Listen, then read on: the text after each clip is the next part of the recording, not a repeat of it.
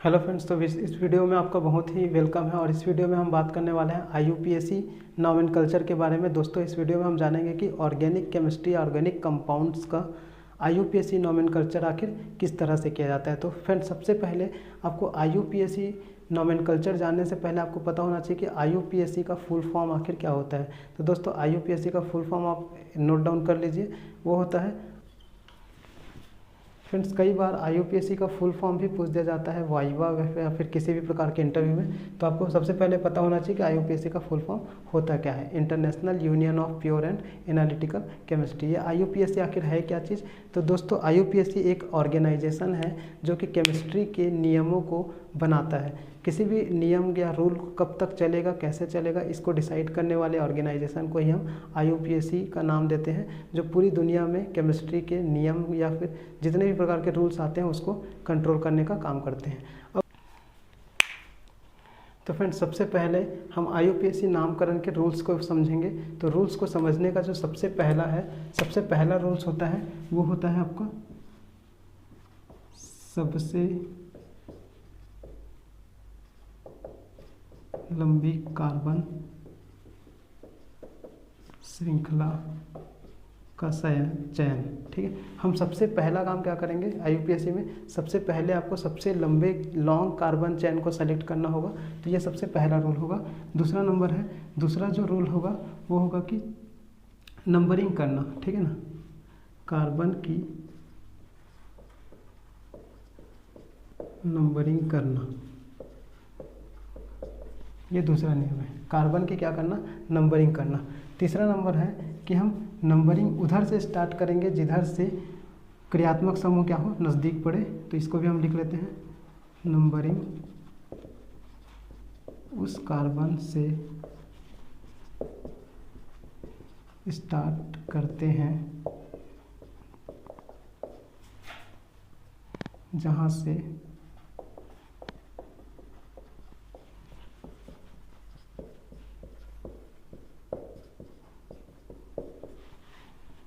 Numbering उस carbon से start करना है जहाँ से जो कार्बन है वो बहुत ही नज़दीक होना चाहिए क्रियात्मक समूह से। ये ठीक। और फोर्थ है हमारा, यहाँ हम सीक्वेंस की बात करेंगे, जिसको हिंदी में वरीयता कह रहे हैं। वरीयता का क्रम मतलब हम किसको ज़्यादा वैल्यू देंगे। जब हम कुछ कंफ्यूज होंगे कि क्रियात्मक समूह भी है, डबल बॉन्ड भी है, ट्रिपल बॉन्ड है, तो उस कंडीशन में हम फंक्शनल ग्रुप मतलब ये क्रियात्मक समूह है, क्रियात्मक समूह को ज़्यादा वैल्यू देना पड़ेगा, मतलब नंबरिंग करते समय।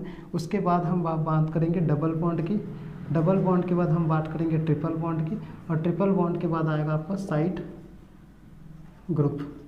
ये साइड ग्रुप में आपका हम R की बात कर लेंगे, एल्किल ग्रुप को बोल दिया जाता है। तो ये रूल्स है। मिनिमम अगर इतने रूल्स आपको मालूम है तो इजी IUPAC का नामकरण हो जाएगा। हाँ, इसमें हम एक कह सकते हैं कि कई बार क्या होता है कि इसमें हम जैसे मान लीजिए मेथिल भी है, एथिल भी है, ब्रोमीन भी है, तो उस कंडीशन में हम अल्फ़ाबेटिकल फॉर्म में सीक्वेंस देंगे। तो हम यहाँ जो अंग्रेजी अल्फ़ाबेट है के अनुसार समूह को मान्यता देंगे। मतलब अगर जब आपके पास क्या है, ब्रोमीन, क्लोरीन, मेथिल जैसे ग्रुप हैं, तो उस कंडीशन में आपको किसको ज़्यादा ध्यान देना पड़ेगा। तो उस कंडीशन पे आपको जैसे मान लीजिए क्लोरीन C से चालू होता है, मेथिल M से चालू होता है, तो क्लोरीन को पहले हमको ध्यान देना पड़ेगा, क्योंकि अल्फ़ाबेट में C पहले आता है, M बाद में आता है। तो इतने नियम कम से कम आपको पता होने चाहिए। अब हम बात करते हैं सेकेंड कुछ चीज़ों के बारे में। इसमें हमने इसको आप नोट कर लीजिए। अब इसके बाद सेकेंड है हमारा, एक होता है रूट नेमिंग, कार्बन का रूट नेम ऑफ कार्बन हम लिख सकते हैं। तो फ्रेंड्स, इसमें क्या होता है, जब कार्बन की संख्या कितनी है, कार्बन 1 भी हो सकता है, 2, 3, 4, 5, 6, 7, 8, 9 और ये 10। तो हम देखते हैं कि जब एक कार्बन है तो हम इसको क्या नाम देंगे, मेथ। 2 कार्बन है तो क्या नाम देंगे, एथ। 3 कार्बन है तो बोलेंगे इसको प्रोप। 4 कार्बन है तो इसको बोलेंगे ब्यूट। 5 कार्बन है तो बोलेंगे पेंट। 6 है तो हेक्स। 7 है तो हेप्ट। और 8 है तो ऑक्ट। 9 है तो नोन और 10 है तो डेक। तो इस तरह से जब भी इस रूट नेमिंग में हम कार्बन को जब गिनना शुरू करेंगे तो जितने भी कार्बन होंगे उसको इस नाम के आधार पे ही हमको उसको नामकरण उसका करना है।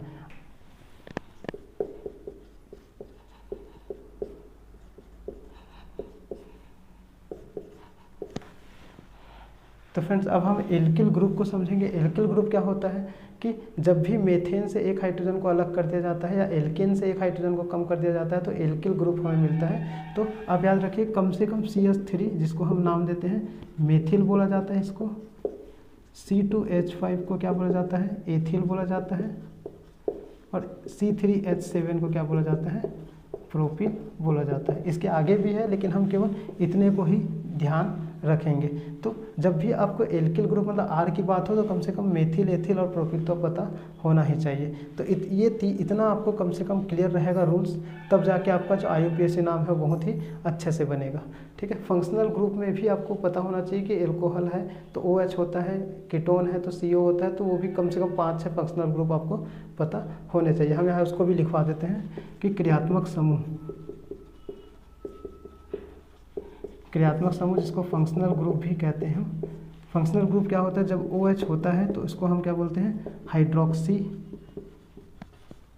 ग्रुप कहा जाता है। जब COOH होता है तो इसको हम कार्बोक्सिलिक एसिड कहते हैं, कार्बोक्सिलिक एसिड या कार्बोक्सिलिक अम्ल। ठीक है, CHO होता है तो ये क्या होता है, एल्डिहाइड होता है।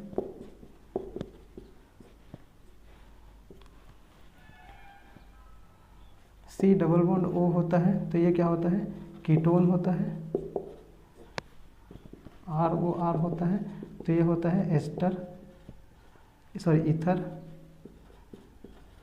ईथर होता है। तो कम से कम इतना आपको ये क्लियर होना चाहिए, इससे भी ज़्यादा है लेकिन इतना पता होना चाहिए। तो ये IUPAC का जो मेन बेसिक चीज़ है वो है, ये क्लियर रहेगा तो आपको जो इसका नामकरण करने में बहुत ही आसानी होगी। अब हम इसमें बारी बारी से हम क्या करते हैं, एग्जाम्पल कुछ करके देखते हैं। तो मैं रूल्स को लिखा ही हुआ हूँ, बस हम इसमें से अब देखेंगे कि इसको भी हम छोड़ देते हैं। यहाँ हम रूल्स के अकॉर्डिंग हम 1-2 एग्जाम्पल करके देखते हैं। तो फ्रेंड्स हम यहाँ देख सकते हैं कि हमारा जो पहला एग्जाम्पल है हमने लिख दिया है। अब इसमें से हम इसको कैसे सॉल्व करेंगे, तो यहाँ क्या है, हम सबसे पहला हमारा जो काम क्या है, सबसे लंबा कार्बन श्रृंखला का चॉइस करना। तो आप देख सकते हैं 1 2 3 4, इधर से भी गिनेंगे तो 1 2 3 4 हमारा सबसे लंबा जो कार्बन श्रृंखला है वो यही है। अब इसमें हम नंबरिंग शुरू करेंगे, तो नंबरिंग उधर से करना है जिधर से क्रियात्मक समूह नज़दीक पड़े। तो क्रियात्मक समूह तो इसमें कहीं भी नहीं है, तो हम कहीं से भी नंबर स्टार्ट कर सकते हैं, 1 2 3 4। अब हम देख सकते हैं कि 4 इसका मतलब क्या है, 4 को क्या बोला जाता है, ब्यूट। और एल्केन है, सभी जगह सिंगल बॉन्ड है, तो सिंगल बॉन्ड में हम जानते हैं कि एन जो सफिक्स का यूज़ किया जाता है, तो इसका जो नाम होगा वो क्या होगा, 4 का मतलब ब्यूट है।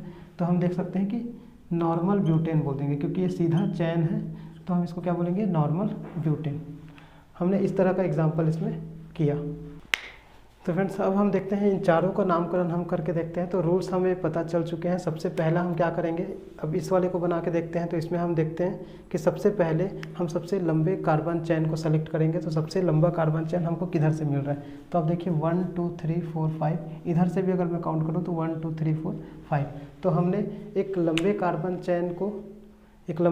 चैन को सेलेक्ट कर लिया इस तरह से।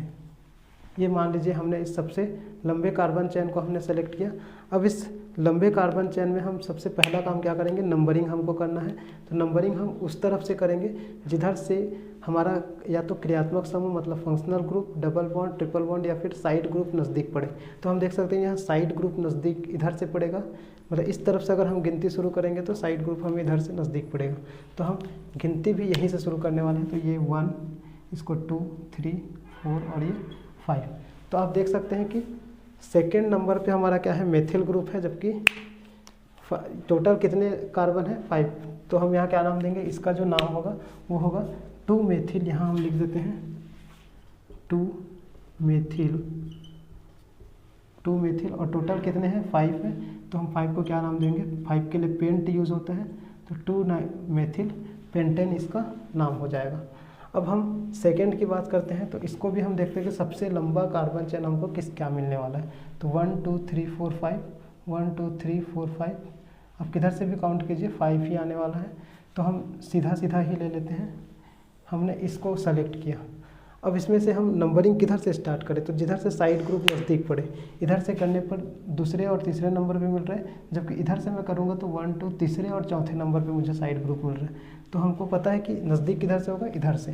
तो हम यहाँ देख सकते हैं कि इसको मैंने 1 बोला, 2 3 4 और ये 5। तो इस तरह से हम देख रहे हैं कि दूसरे नंबर पे क्या है, मेथिल, और तीसरे नंबर पे भी मेथिल है। तो 2 मेथिल है, तो हम इसको क्या बोलेंगे, डाईमेथिल। तो हम यहाँ देखते हैं कि 2 3 डाई मेथिल, और टोटल क्या है, पेंटेन। 5 कार्बन है, तो 5 कार्बन के लिए जो रूट नेम में हमने यूज़ किया था वो क्या है, पेंटेन। तो ये भी इस तरह से ये भी सॉल्व हो गया। अब हम थर्ड की बात करते हैं। तो थर्ड के लिए फिर से हम देखते हैं कि सबसे लंबा कार्बन चेन हमें कौन सा मिलने वाला है। तो 1 2 3 4 5, ठीक है, किधर से भी गिनेंगे तो 5 ही मिलेगा हमको। तो हम चलो इसको ही ले लेते हैं। इस तरह से हमने लिया, ठीक है। अब लिया तो हम नंबरिंग किधर से स्टार्ट करते, तो अब आपको समझ आ चुका होगा कि साइड ग्रुप अब इधर से नज़दीक पड़ रहा है हमको। तो हम यहाँ से शुरू करेंगे 1 2 3 4 5। तो दूसरे नंबर पे आप देख सकते हैं कि 2 मेथिल है, तो हम क्या लिखेंगे इसको, 2 2 डाईमेथिल पेंटेन, इस तरह से। तो ये भी सरल है। अब हम लास्ट वाले की बात करते हैं। तो लास्ट वाले को सॉल्व करने के लिए फिर से हमारे पास क्या है, 4 कार्बन है, तो हमने सीधा सीधा इसी चैन को हमने पकड़ा, और हम उधर से गिनती शुरू करेंगे जिधर से अब डबल बॉन्ड है। अब ध्यान से देखिए, अभी तक सिंगल बॉन्ड की बात हो रही थी, अब क्या है, डबल बॉन्ड है। तो डबल बॉन्ड जिधर से नज़दीक पड़ना चाहिए उधर से नंबरिंग करना है हमको। तो दोनों तरफ से दूसरे नंबर पर ही आ रहा है, तो हम कहीं से भी कर सकते हैं। 1 2 3 4, तो 4 होने के कारण हम क्या बोलेंगे इसको, ब्यूट। 4 कार्बन है तो ब्यूट, और दूसरे नंबर पे क्या है, 2 इन, ठीक है। या हम इसको 2 ब्यूटीन भी कह सकते हैं, 2 ब्यूटीन भी कह सकते हैं, या ब्यूट 2 इन भी कह सकते हैं। आप इसको यूज़ करोगे तो ये ज़्यादा क्लियर करता है इस नेम को। तो हमेशा अगर इस तरह का मेथड आप यूज़ करो तो अच्छा रहेगा आपके लिए।